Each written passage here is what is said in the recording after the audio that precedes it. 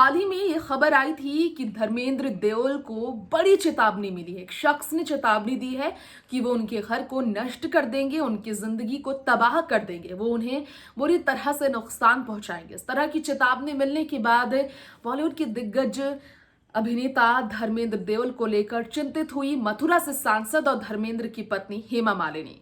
ऐसे में हेमा मालिनी ही नहीं बल्कि उनके अपने सौतेले बेटे और सनी बॉबी सभी काफी चिंतित हुए हैं। सनी देओल जिन्होंने लोकसभा में बीते वर्ष काफी अच्छी जीत हासिल की, हालांकि बाद में गुरदासपुर से सांसद बनने के बावजूद गुरदासपुर में उनकी मौजूदगी और कम सक्रियता के कारण वो काफी आलोचनाओं से घिरे रहे। लेकिन हेमा मालिनी जिस तरह से राजनीति में सक्रियता बरकरार रखती हैं, फिल्म इंडस्ट्री से हटकर राजनीति में सक्रियता दिखाते हुए धीरे धीरे बीजेपी की एक लोकप्रिय नेता बन चुकी अगर हेमा मालिनी जी की बात करें तो वाकई में मथुरा में उनकी लोकप्रियता साफ नजर आती है। मथुरा, वृंदावन, यूपी के कई अन्य क्षेत्रों को लेकर भी हेमा मालिनी अक्सर मौजूदगी व्यक्त करती हैं। खैर, बात यहाँ पर आज राजनीतिक चेहरे की निजी जिंदगी की करने वाले हैं। जी हाँ, राजनीति से हटकर हेमा मालिनी के निजी जीवन की बात करेंगे।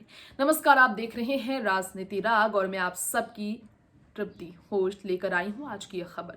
राजनीति राग में आपको बता दें, हेमा मालिनी का एक इंटरव्यू हो रहा है काफी चर्चा में इस वक्त वायरल। बीते दिनों उन्हें NMACC के इवेंट में स्पॉट किया गया था। अंबानी परिवार ने उनका बड़े ही धूमधाम से स्वागत किया, जहां वो अपनी बेटी अहाना के साथ स्पॉट की गई। तब बेटियों की चर्चा हुई तो हेमा मालिनी सवालों से घिरी। क्या वाकई में इस उम्र में भी हेमा मालिनी को खलती है पति धर्मेंद्र के बिना गैर मौजूदगी उनकी? क्या वाकई में बुढ़ापे की इस उम्र में हेमा मालिनी वाकई में फिल्म बागबान की तरह जीवन जीती है, चेहरे पर मुस्कुराहट और आंखों के आंसू को छुपाती हुई? आज उनका एक इंटरव्यू हम आपको बताएंगे कि किस तरह से चर्चा में रहा। उस इंटरव्यू का जिक्र कर रहे हैं हम, जिसमें हेमा मालिनी ने वर्षों बाद, लगभग आज से 5 साल पहले 2018 में इंटरव्यू में कहा था कि अपनी जिंदगी में सब कुछ परफेक्ट है ये तो मैं नहीं कहना चाहूंगी, बिल्कुल परफेक्ट है सब कुछ ऐसा नहीं कहना चाहूंगी, जो चाहिए था मुझे वो मिल गया ये भी नहीं कहूंगी, लेकिन जो मिला है उसी में जीवन जीने और खुशियां ढूंढने के प्रयास बरकरार रखे हैं। धर्मेंद्र के साथ साल 1980 में जब उनकी शादी हुई तो दूसरी पत्नी का उन्हें दर्जा मिला था। पहली पत्नी प्रकाश कौर थी, जिनसे उनके 4 बच्चे, धर्मेंद्र के 4 बच्चे थे, अजेता, विजेता, सनी और बॉबी। ऐसे में हेमा मालिनी जब दूसरी पत्नी बनी धर्मेंद्र की तो उनके प्यारे प्यारे 2 बच्चे हुए, 2 खूबसूरत बेटियों का सुख मिला उन्हें। लेकिन जीवन भर सुख दुख की हर घड़ी में धर्मेंद्र का साथ वो पाएंगी और साथ ज्यादा वक्त वो गुजार पाएंगी धर्मेंद्र के।